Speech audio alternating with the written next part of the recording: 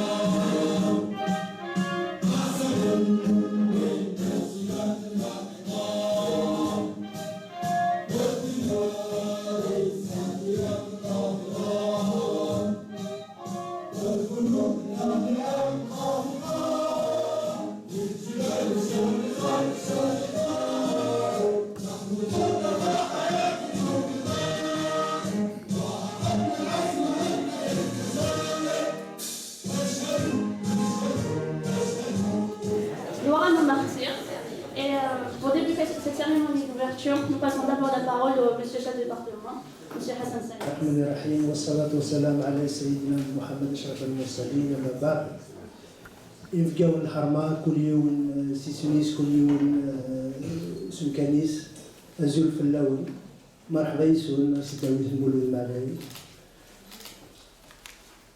Chers invités, monsieur le vice-recteur, monsieur Saadi, vice-recteur de la recherche et de la post-graduation, monsieur Asma, vice-recteur de la graduation, monsieur Mihalbi, vice-recteur de la planification de la prospective, monsieur le doyen, monsieur le représentant de la direction de l'architecture de la wilaya de Tizi Ouzou,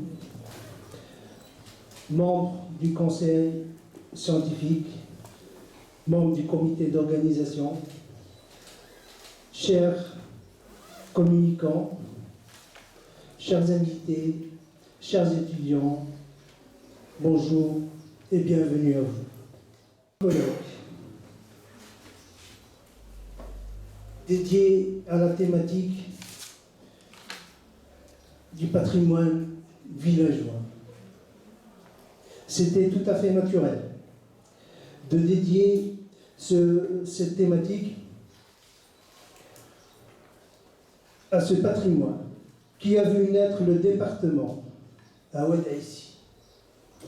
Naturel, car pour paraphraser notre illustre poète chanteur Aït Menguellet, ce chapelet de village, d'Idoural Fidoural, a vu naître ses premiers enseignants et premiers responsables.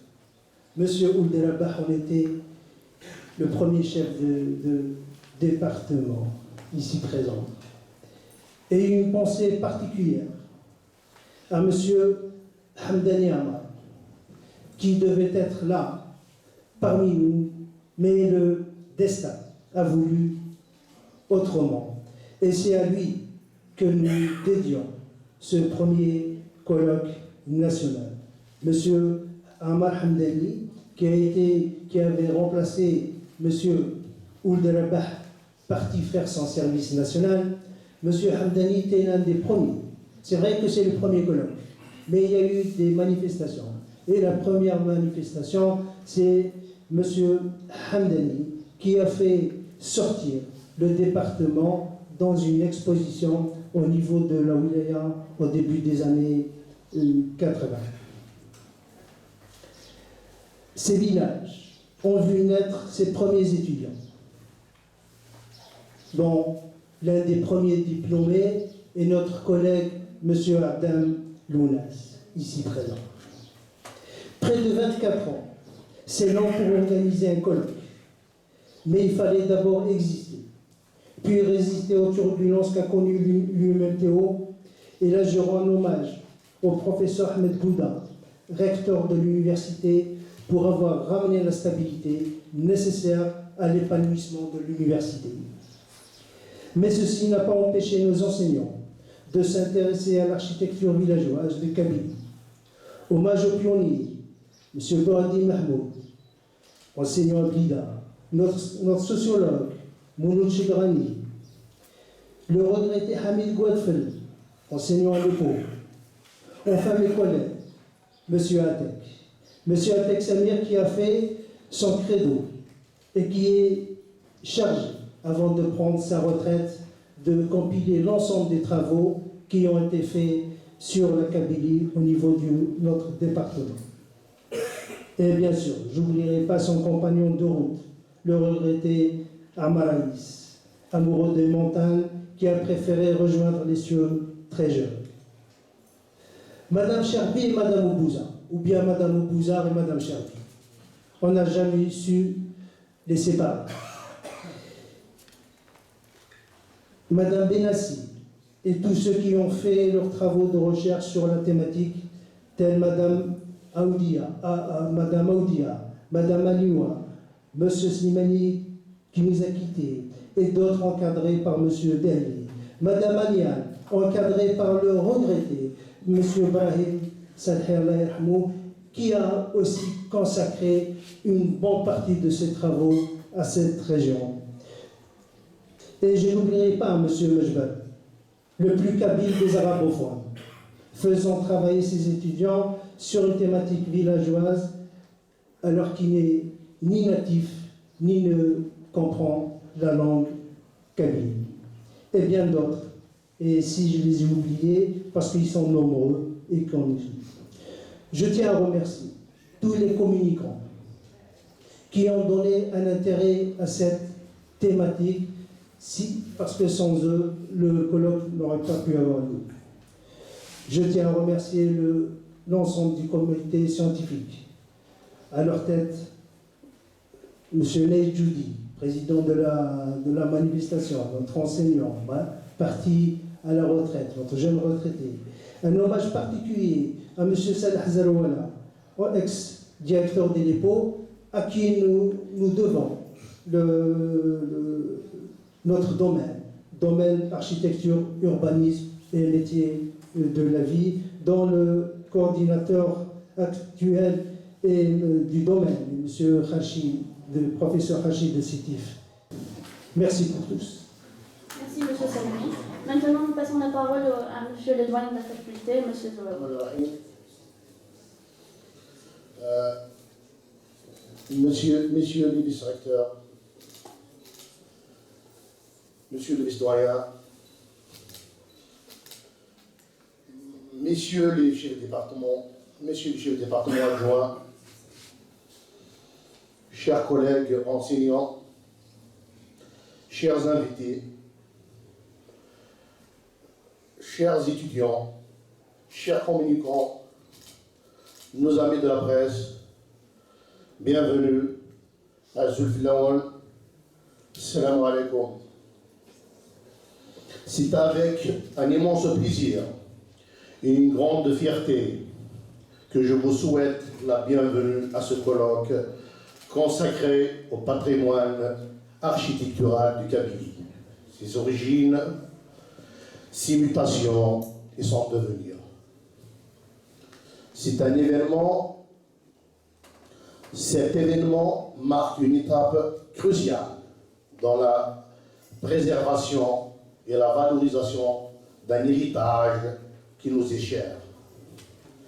Un héritage qui transcende les frontières géographiques et temporelles pour nous rappeler l'importance de nos racines, de notre identité. Le patrimoine architectural kabyle est un trésor unique, fruit d'une histoire millénaire et d'une culture riche et diversifiée. Il témoigne de la créativité, de l'ingéniosité et de la résilience du peuple kabyle à travers les âges. Des modestes maisons en pierre sèche aux impressionnantes structures en terre cuite, en passant par les magnifiques monuments historiques, chaque édifice raconte une histoire. Celle d'une communauté façonnant son environnement en harmonie avec la nature et les traditions. Ce colloque nous offre l'opportunité unique d'exploiter les multiples facettes de ce patrimoine exceptionnel. Nous aurons l'occasion d'analyser ses origines, de comprendre ses évolutions au fil du temps et d'envisager son devenir dans un monde en perpétuelle mutation. Nous aurons également le privilège d'écouter les contributions éclairées d'experts, de chercheurs et de nos communicants, et de passionnés qui consacrent leur vie à l'étude et à la préservation de ce précieux héritage. Mais ce colloque, intitulé « Le patrimoine architectural de Kabylie, origine, mutation et devenir », ne se limite pas à une simple réflexion académique et scientifique. Il constitue également un appel à l'action, un appel à la mobilisation de toutes les parties prenantes pour sauvegarder et promouvoir ce patrimoine pour les générations futures. Nous devons reconnaître l'importance de préserver notre héritage culturel, non seulement pour son immense valeur historique et esthétique, mais aussi pour son rôle crucial dans le renforcement de l'identité, du lien social et du développement durable. Enfin, je souhaite exprimer ma gratitude à tous ceux qui ont contribué à la réalisation de cet événement et à tous les participants pour leur engagement envers la préservation et la promotion du patrimoine architectural de Kabylie. Puissent nos échanges être fructueux, nos discussions inspirantes et nos actions résolues. Ensemble, construisons un avenir où le passé et le présent se rejoignent pour nourrir l'épanouissement de notre société et de notre patrimoine commun. Merci et bon colloque à toutes et à tous. Monsieur Ledouzi, président du comité scientifique du département. Mesdames, Messieurs, bonjour et bienvenue. Islam Aïtla Zulfilaouen. Parmi les régions du bassin méditerranéen les plus densément peuplées. C'est un exemple vraiment célèbre dans les équilibres des géographes, des historiens, y compris des sociologues également. Ce qui a frappé également l'attention des chercheurs de toutes disciplines confondues, mais essentiellement les historiens et les géographes, mais aussi les sociologues, c'est ces formes d'organisation des populations. Donc, les pratiques sociales, j'ai vu que dans le dépliant, des éléments ont été évoqués sur les pratiques sociales d'entraide, de solidarité, Téchilé, Témchrot, Téwizi.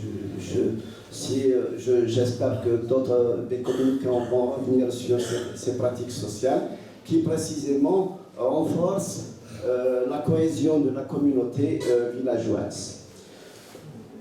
Alors,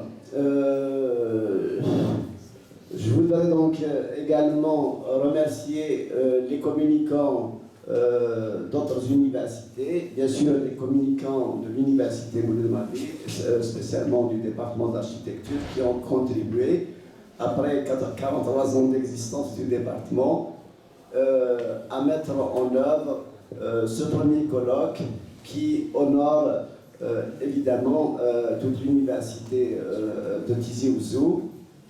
Et je dirais que 43 ans, c'est long, évidemment, dans la carrière d'un enseignant, mais c'est très très court pour une institution ou un établissement universitaire.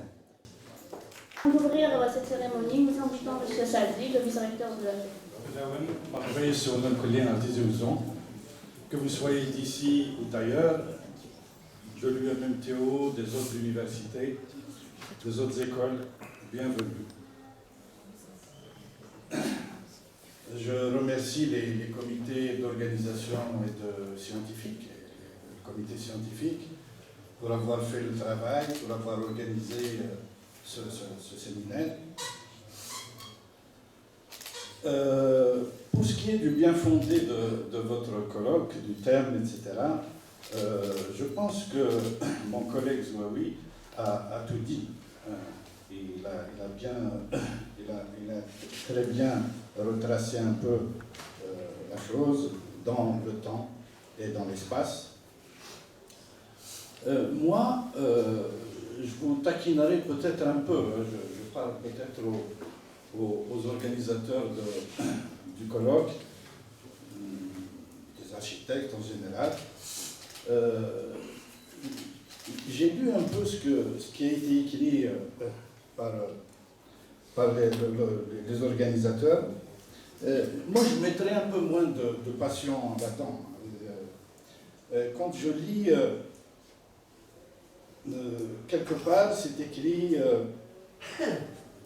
les évolutions actuelles et futures de la Kabylie, comme l'enfermement souligné, alors EB, je ne sais pas qui c'est, et Dahmani, conditionneront l'avenir et la survie même de l'identité berbère. Bon, je pense que c'est un peu fort comme analyse, mais est-ce que nous dépendons réellement de l'architecture ancienne? Est-ce qu'il faut être ancien pour exister?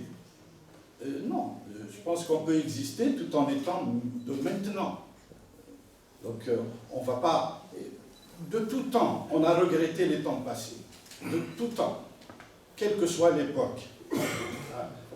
Slimane Azem a chanté, a préféré le passé au présent qu'il vivait.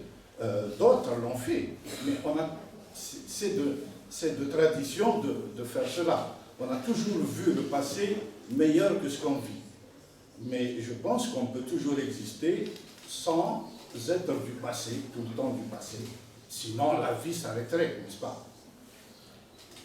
Et une autre petite remarque, c'est juste ces références, par exemple, à Anoto et le Tourneur. C'est du 19e siècle. Je pense qu'Anoto n'a rien à apprendre à nos architectes, à nous tous, quand il s'agit bien sûr de la Kabylie. Anoto était un révolutionnaire, était un soldat, c'était pas autre chose que ça. Bon, il était là, il a écrit des choses, etc. Mais bon, pour moi, je ne suis pas du tout du domaine, je parle, c'est tout, je dis ce que je pense. Mais mes références à Anoto, bon, peut-être que je dirais, mais c'est tout. Voilà. Excusez-moi pour tout ça, mais maintenant je vais faire très vite. Je vais ouvrir officiellement ce séminaire au nom du professeur Bouddha, recteur de notre université, et en mon nom personnel, je déclare ce séminaire ouvert et je vous en souhaite plein succès.